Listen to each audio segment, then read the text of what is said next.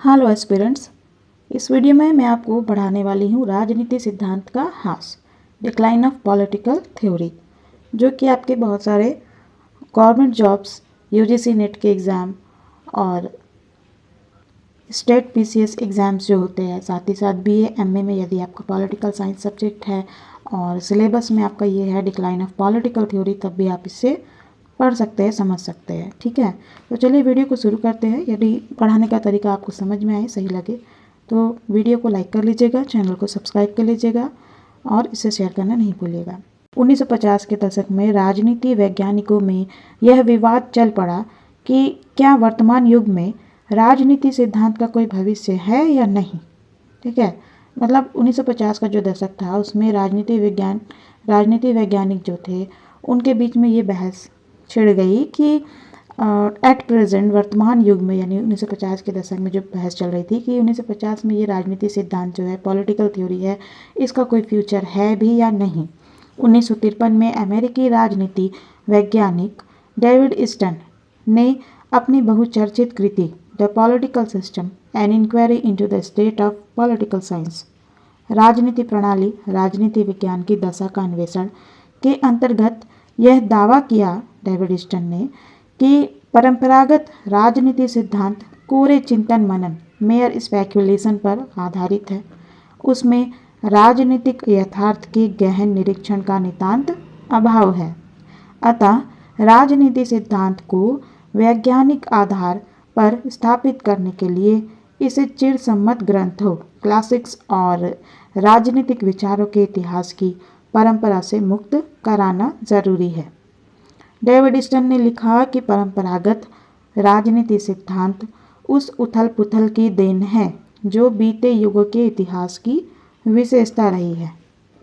प्लेटो पूर्व, यानी कि ईस्टन का ये कहना था कि परंपरागत राजनीति सिद्धांत जो है, बीते युग का जो इतिहास है उसकी विशेषता जो रही, उसका उथल पुथल जो है, उससे ही परंपरागत राजनीति सिद्धांत जो है वो शुरुआत हुआ है। ठीक है, प्लेटो पूर्व यूनान, 15वीं शताब्दी के इटली, 16वीं और 17वीं शताब्दी के इंग्लैंड और 18वीं शताब्दी के फ्रांस में ऐसी उथल पुथल के कारण ही राजनीति चिंतन को पनपने का अवसर मिला था। समकालीन समाज में उसकी कोई प्रासंगिकता नहीं है। ईस्टन ने यह भी लिखा कि मार्क्स और जॉन स्टुअर्ट मिल के बाद कोई महान दार्शनिक पैदा नहीं हुआ। अतः पराश्रितों की तरह, माने दूसरे पे आश्रित रहने वालों की तरह, एक शताब्दी पुराने विचारों के साथ चिपके रहने से क्या फ़ायदा। ईस्टन ने तर्क दिया कि अर्थशास्त्रवेत्ताओं और समाज वैज्ञानिकों ने तो मनुष्यों के यथार्थ व्यवहार का व्यवस्थित अध्ययन प्रस्तुत किया है, परंतु राजनीति वैज्ञानिक इस मामले में पिछड़ गए हैं। डेविड ईस्टन ने क्या तर्क दिया था? डेविड ईस्टन ने यह तर्क दिया था कि इकोनॉमिस्ट और सोशोलॉजिस्ट जो है, उन्होंने मनुष्य के यथार्थ व्यवहार का व्यवस्थित अध्ययन तो प्रस्तुत किया, लेकिन राजनीति वैज्ञानिक जो थे, पॉलिटिकल साइंटिस्ट, इस मामले में पिछड़ गए हैं। इन्होंने फासिज्म और कम्युनिज्म, साम्यवाद के उदय और अस्तित्व की व्याख्या देने के लिए उपयुक्त अनुसंधान उपकरण भी विकसित नहीं किए हैं। फिर दूसरे विश्व युद्ध जो कि 1939 से 1945 तक चला, इसके दौरान अर्थशास्त्रवेत्ताओं, समाज वैज्ञानिकों और मनोवैज्ञानिकों ने तो निर्णयन प्रक्रिया यानी डिसीजन मेकिंग प्रोसेस में सक्रिय भूमिका निभाई है, परंतु राजनीति वैज्ञानिकों को किसी ने पूछा ही नहीं। अतः ईस्टन ने राजनीति वैज्ञानिकों को यह सलाह दी, पॉलिटिकल साइंटिस्ट्स को ईस्टन ने यह सलाह दी कि उन्हें अन्य सामाजिक वैज्ञानिकों के साथ मिलकर एक व्यवहारवादी राजनीति विज्ञान, बिहेवियरल पॉलिटिकल साइंस का निर्माण करना चाहिए, ताकि उन्हें भी, यानी पॉलिटिकल साइंटिस्ट्स को भी, निर्णयन प्रक्रिया में अपना उपयुक्त स्थान प्राप्त हो सके। उन दिनों राजनीति विज्ञान के क्षेत्र में व्यवहारवाद, बिहेवियरलिज्म की जो लहर आई हुई थी, ईस्टन ने उसमें अपना योगदान दर्ज करा दिया। ईस्टन ने तर्क दिया कि परंपरागत राजनीति सिद्धांत के अंतर्गत मूल्यों यानी वैल्यूज़ के निर्माण पर विशेष ध्यान दिया गया है, परंतु आधुनिक राजनीति विज्ञान में मूल्यों के विश्लेषण की कोई ज़रूरत नहीं है। मूल्य तो व्यक्तिगत या समूहगत अधिमान्यताओं, इंडिविजुअल और ग्रुप प्रेफरेंसेस का संकेत देते हैं जो किन्हीं विशेष सामाजिक परिस्थितियों में जन्म लेती है और उन्हीं परिस्थितियों के साथ जुड़ी रहती है। समकालीन समाज अपने लिए उपयुक्त मान्यताएं स्वयं विकसित कर लेगा। राजनीति वैज्ञानिकों को केवल राजनीतिक व्यवहार पॉलिटिकल बिहेवियर के क्षेत्र में कार्य कारण सिद्धांत कैजुअल थ्योरी के निर्माण में अपना योग देना चाहिए। परंतु ईस्टन ने 1.5 दशक बाद अपना दृष्टिकोण बदल दिया। 1969 में 1969 में अमेरिकन पॉलिटिकल साइंस एसोसिएशन के अध्यक्षीय व्याख्यान के अंतर्गत ईस्टन ने राजनीति विज्ञान की व्यवहारवादी क्रांति को एक नया मोड़ देते हुए उत्तर व्यवहारवादी क्रांति पोस्ट बिहेवियरल रिवॉल्यूशन की घोषणा कर दी। वस्तुतः ईस्टन ने राजनीति विज्ञान को एक शुद्ध विज्ञान प्योर साइंस से ऊपर उठाकर अनुप्रयुक्त विज्ञान अप्लाइड साइंस का रूप देने का सुझाव दिया और वैज्ञानिक अनुसंधान को समकालीन समाज की विकट समस्याओं के समाधान का साधन बनाने की मांग की। मतलब यह कि अब ईस्टन ने समकालीन समाज पर छाए हुए संकट को पहचाना और उसके निवारण के लिए राजनीति सिद्धांत के पुनरुत्थान की आवश्यकता अनुभव की। 1950 के दशक में राजनीति सिद्धांत के ह्रास या पतन के बारे में जो विवाद चला था, उसके संदर्भ में अनेक समकालीन विचारकों ने अपने अपने विचार व्यक्त किए। राजनीति सिद्धांत के ह्रास या पतन डिक्लाइन ऑफ पॉलिटिकल थ्योरी के बारे में विवाद कब चला था? 1950 के दशक में। ठीक है, उसके संदर्भ में अनेक समकालीन विचारकों ने अपने अपने विचार व्यक्त किए। चलिए जानते हैं अलग अलग राजनीति वैज्ञानिकों के डिक्लाइन ऑफ पॉलिटिकल थ्योरी के बारे में क्या विचार रहे। ऑल्फ्रेड कॉबन ने 1953 में ही पॉलिटिकल साइंस क्वार्टरली में प्रकाशित अपने लेख the decline of political theory राजनीति सिद्धांत का ह्रास के अंतर्गत यह तर्क दिया कि समकालीन समाज में ना तो पूंजीवादी प्रणालियों में राजनीति सिद्धांत की कोई प्रासंगिकता रह गई है और न साम्यवादी प्रणालियों में। पूंजीवादी प्रणालियाँ उदार लोकतंत्र लिबरल डेमोक्रेसी के विचार पर आधारित है, परंतु आज के युग में लोकतंत्र का एक भी सिद्धांतकार विद्यमान नहीं है। फिर इन प्रणालियों पर एक विस्तृत अधिकारी तंत्र ब्यूरोक्रेसी और विशाल सैनिक तंत्र मिलिट्री मशीन हावी हो गया है, जिससे इनमें राजनीति सिद्धांत पॉलिटिकल थ्योरी की कोई भूमिका नहीं रह गई है। दूसरी ओर साम्यवादी प्रणालियों में एक नई तरह के दलीय संगठन पार्टी ऑर्गेनाइजेशन और छोटे से गुटतंत्र ओलिगार्की का वर्चस्व है। अतः इनमें भी राजनीति सिद्धांत की कोई प्रासंगिकता नहीं रह गई है। कॉबन ने तर्क दिया कि हेगल और मार्क्स की दिलचस्पी तो सृष्टि के एक छोटे से हिस्से में थी। हेगल का सरोकार क्षेत्रीय राज्य टेरिटोरियल स्टेट से था, मार्क्स का सरोकार सर्वहारा वर्ग प्रोलिटेरिएट क्लास से था। ये दोनों अपने अपने संदर्भ में यानी हेगल और मार्क्स अपने अपने संदर्भ में मनुष्य की नियति का पता लगाना चाहते थे, परंतु समकालीन राजनीति इतने विविध समूहों और इतने विशाल जन समुदाय के साथ जुड़ी है कि हेगल या मार्क्स के वैचारिक ढांचे की सहायता से उसका विश्लेषण या मार्गदर्शन संभव नहीं रह गया है। इसके अलावा तार्किक प्रत्यक्षवादियों लॉजिकल पॉजिटिविस्ट ने तथ्यों पर अपना ध्यान केंद्रित करते हुए मूल्यों को अपने विचार क्षेत्र से बाहर कर दिया है। इस तरह इन्होंने भी राजनीति सिद्धांत के पतन में योग दिया है। इन सब परिवर्तनों के बावजूद कॉबन ने यह आशा व्यक्त की कि सारा खेल खत्म नहीं हो गया है। राजनीति विज्ञान को उन प्रश्नों के उत्तर देने हैं जिनका उत्तर देने के लिए अन्य सामाजिक विज्ञानों की यानी दूसरे सोशल साइंसेस की तर्क प्रणाली मेथोडोलॉजी असमर्थ है। वस्तुतः राजनीति विज्ञान को विवेकपूर्ण निर्णय के मानदंड क्राइटेरिया ऑफ जजमेंट विकसित करने चाहिए। इन्हीं से राजनीति विज्ञान का अस्तित्व सार्थक होगा। इधर सीमोर मार्टिन लिप्सेट ने 1959 में अपनी चर्चित कृति पॉलिटिकल मैन राजनीतिक मानव के अंतर्गत यह तर्क दिया कि समकालीन समाज के लिए उपयुक्त मूल्य पहले ही तय किए जा चुके हैं। संयुक्त राज्य अमेरिका में उत्तम समाज गुड सोसाइटी की युगों पुरानी तलाश अब खत्म हो चुकी है, क्योंकि हमने उसे पा लिया है। वर्तमान लोकतंत्र प्रेजेंट डेमोक्रेसी का सक्रिय रूप जो है, एक्टिव उसका फॉर्म जो है, वही उस उत्तम समाज की, गुड सोसाइटी की निकटतम अभिव्यक्ति है। अतः अब इस पर आगे बहस बेकार है। इस तरह लिप्सेट ने भी राजनीति सिद्धांत की सार्थकता पर प्रश्न चिन्ह लगा दिया। देखा जाए तो राजनीति सिद्धांत के पतन का दावा करने वाले विचारक राजनीति के अध्ययन की वैज्ञानिक नींव को सुदृढ़ करने के लिए राजनीतिक अन्वेषण पॉलिटिकल इंक्वायरी की दार्शनिक परंपरा से नाता तोड़ने की वकालत कर रहे थे। परंतु राजनीति दर्शन में आस्था रखने वाले विचारकों ने उनके इस दावे को कभी स्वीकार नहीं किया। लियो स्ट्रॉस ने जर्नल ऑफ पॉलिटिक्स 1957 में प्रकाशित लेख व्हाट इज पॉलिटिकल फिलॉसफी राजनीति दर्शन क्या है के अंतर्गत राजनीति दर्शन के महत्व पर बल देते हुए यह तर्क दिया कि राजनीति का नया विज्ञान ही उसके हास का यथार्थ लक्षण है। इसने प्रत्यक्षवादी दृष्टिकोण पॉजिटिविस्ट व्यू अपनाकर मानकीय विषयों नॉर्मेटिव इश्यूज की चुनौती की जो उपेक्षा की है, उससे पश्चिमी जगत के सामान्य राजनीतिक संकट का संकेत मिलता है।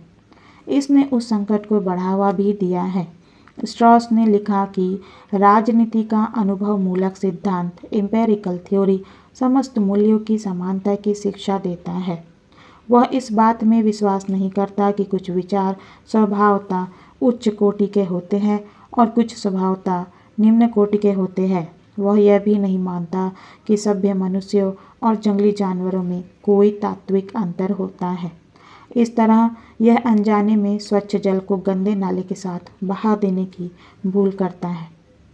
इसी विवाद को आगे बढ़ाते हुए डांटे जर्मिनो ने 1968 में प्रकाशित कृति beyond ideology the revival of political theory विचारधारा से परे राजनीति सिद्धांत का पुनरुत्थान के अंतर्गत यह तर्क दिया कि अधिकांश 19वीं शताब्दी और आरंभिक 20वीं शताब्दी के दौरान राजनीति सिद्धांत के ह्रास के दो कारण थे।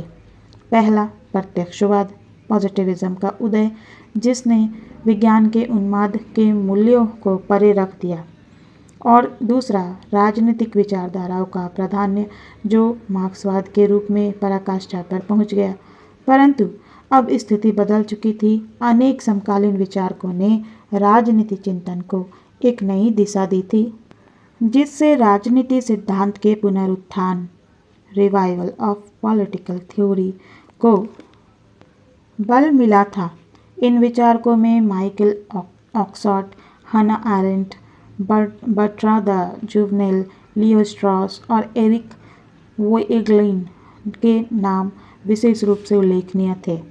आगे चलकर Christian Bay, Herbert Marcuse, John Rawls, C B Macpherson, Jurgen Habermas, Alasdair MacIntyre और माइकल वॉल्जर इत्यादि ने अपनी महत्वपूर्ण कृतियों से राजनीति दर्शन की परंपरा को समृद्ध किया। जर्मिनो ने तर्क दिया कि राजनीति सिद्धांत की नई भूमिका को समझने के लिए उसे राजनीति दर्शन के रूप में पहचानना चाहिए। यह मनुष्य के सामाजिक अस्तित्व की आदर्श व्यवस्था से जुड़े सिद्धांतों का आलोचनात्मक अध्ययन है। अतः इसका सरोकार उचित अनुचित राइट एंड रॉन्ग के प्रश्नों से है।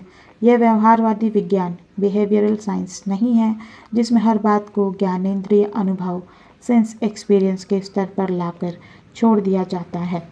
यह किसी राय पर आधारित विचारधारा ओपिनियनेटेड आइडियोलॉजी भी नहीं है। इसमें तथ्यों के ज्ञान के साथ साथ वह अंतर्दृष्टि भी पाई जाती है जिसके आधार पर यह ज्ञान प्राप्त किया जाता है। इसका सरोकार मनुष्य की उन चिरंतन समस्याओं से है जिनका सामना उसे अपने सामाजिक अस्तित्व के दौरान करना पड़ता है। निर्लिप्तता का अर्थ नैतिक तटस्थता नहीं है। कोई राजनीति दार्शनिक अपने युग के राजनीतिक संघर्ष के प्रति उदासीन यानी न्यूट्रल नहीं रह सकता, जैसा कि व्यवहारवादी सोचते हैं। जर्मनों का विश्वास है कि राजनीति सिद्धांत प्रत्यक्षवाद के साथ साथ नहीं पनप सकता, जो आलोचनात्मक दृष्टिकोण से कोई सरोकार नहीं रखता। राजनीति सिद्धांत की परंपरावादी और व्यवहारवादी धाराओं के बीच की खाई इतनी चौड़ी है कि इन्हें एक दूसरे से जोड़ने की कोई संभावना नहीं है। संक्षेप में, व्यवहारवादी राजनीति विज्ञान तथ्यों पर अपना ध्यान केंद्रित करते हुए मूल्यों तथा आलोचनात्मक दृष्टिकोण के प्रति उदासीनता का दावा करता है, जबकि परंपरागत राजनीति दर्शन का मुख्य ध्येय मूल्यों के आधार पर राजनीतिक स्थितियों का आलोचनात्मक विवेचन प्रस्तुत करना है। व्यवहारवादी राजनीति विज्ञान ने मूल्य निरपेक्षता वैल्यू न्यूट्रलिटी का झंडा खड़ा करके राजनीति सिद्धांत के तात्विक कृत्य एसेंशियल फंक्शन से अपना नाता तोड़ लिया है। अतः राजनीति सिद्धांत को पुनर्जीवित करने के लिए उस तात्विक कृत्य का पुनरुत्थान जरूरी है। जर्मनों ने तर्क दिया कि राजनीति शास्त्र सचमुच राजनीति का आलोचना शास्त्र है।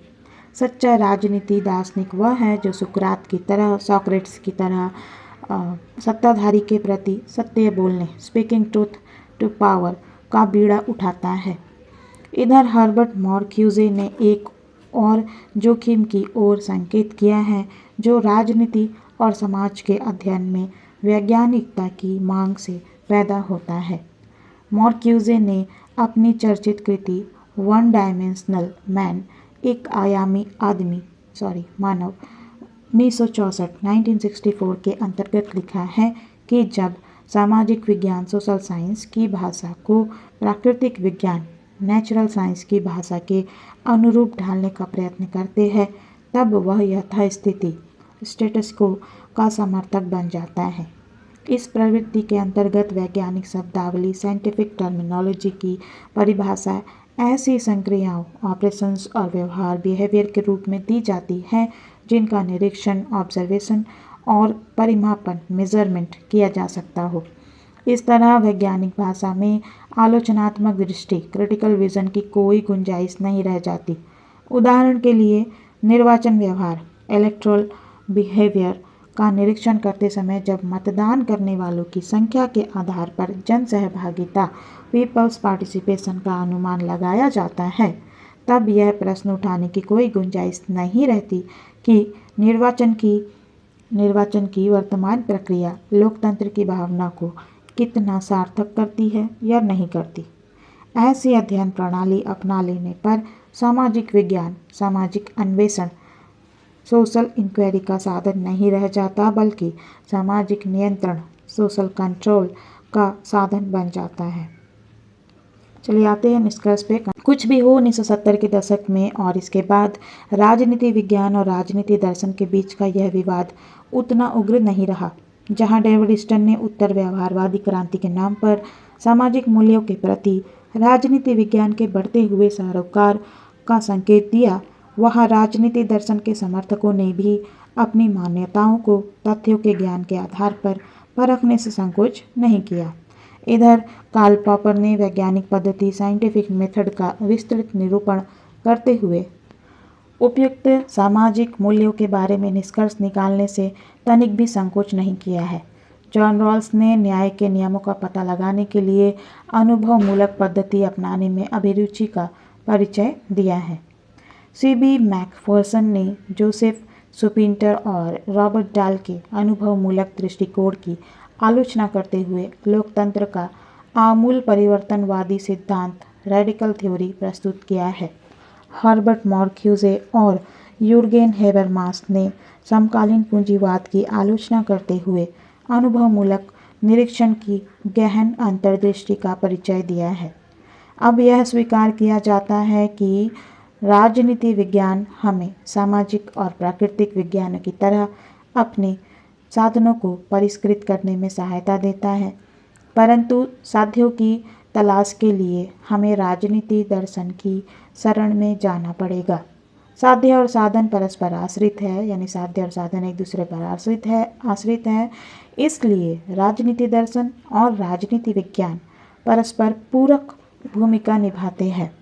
मानव समाज के चिरंतन साध्य को सत्यम शिवम सुंदरम, the truth, the good and the beautiful जैसी सामान्य शब्दावली में, या स्वतंत्रता, समानता और न्याय, फ्रीडम, इक्वालिटी एंड जस्टिस जैसे अमूर्त लक्ष्यों के रूप में व्यक्त कर सकते हैं। परंतु इन्हें व्यावहारिक रूप देने के लिए प्रत्येक पीढ़ी को अपनी समकालीन परिस्थितियों का गहन निरीक्षण और विश्लेषण करना होगा। उदाहरण के लिए प्रौद्योगिक विकास, टेक्नोलॉजिकल डेवलपमेंट की नई उपलब्धियां, जनसंपर्क के साधनों की नई क्रांति, व्यापार व्यवसाय के नए तौर तरीकों, विशिष्ट वर्गों की नई रणनीतियों, जनसाधारण की बढ़ती हुई आकांक्षाओं के साथ बढ़ती हुई आर्थिक और भावात्मक व्यवस्थाओं के परिणाम स्वरूप सामाजिक जीवन के यथार्थ साध्यों और साधनों पर पुनः विचार जरूरी हो सकता है। पुराने तर्क और पुराने मार्गदर्शक सिद्धांत नई परिस्थितियों के संदर्भ में बार बार परखने होंगे। जब हम नए नए तथ्यों की जानकारी प्राप्त करके अतीत के इतिहास की पुनर्व्याख्या से संकोच नहीं करते, तब वर्तमान और भविष्य के लिए कोई नियम स्थायी रूप से कैसे स्वीकार किया जा सकता है। अतः राजनीति विज्ञान और राजनीति दर्शन निरंतर अन्वेषण, पेरिनियल परस्यूट के विषय हैं। इनकी उपादेयता कभी कम नहीं होगी। इनमें से किसी का हास हमें भारी क्षति पहुंचा सकता है और यह हमारी अपनी असावधानी का परिणाम होगा।